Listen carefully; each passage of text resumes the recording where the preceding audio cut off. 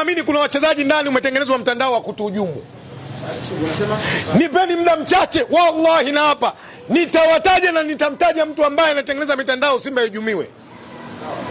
Ili Simba ionekane kawaida.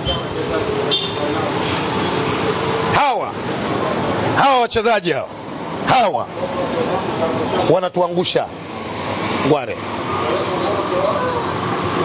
Mimi naamini ubora na quality wa wachezaji wa Simba, hata mwalimu Simba hahitajiki, wenyewe tu wakiamua kujigawa wakisema tukapambane matokeo wanapata.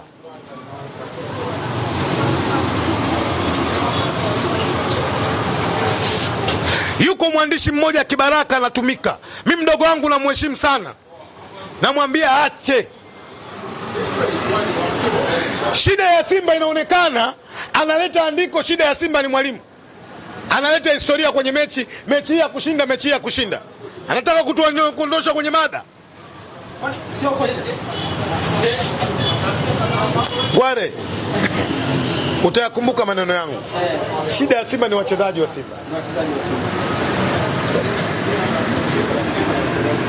Wachezaji wa Simba. Yuko mchezaji akiamini kwamba mimi hii ndo kazi yangu, niende kuipambania timu ikapata matokeo mazuri. Leo Ngware, tujiulize jambo moja.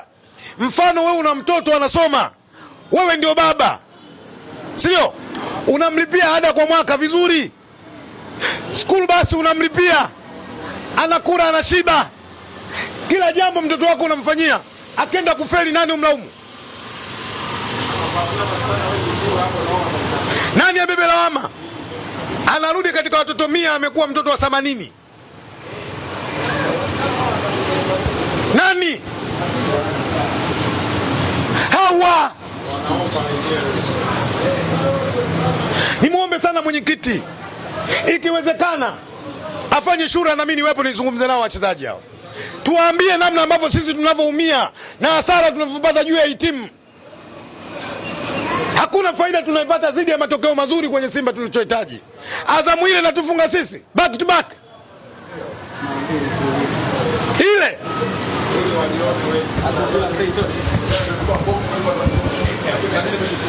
wametoka pale eti wana selfie. Serious? Watu wanalia nyinyi mna selfie.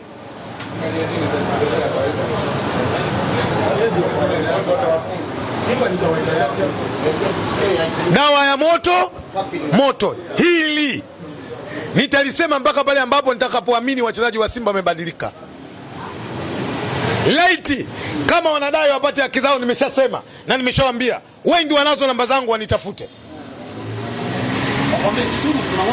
Yes, tasema.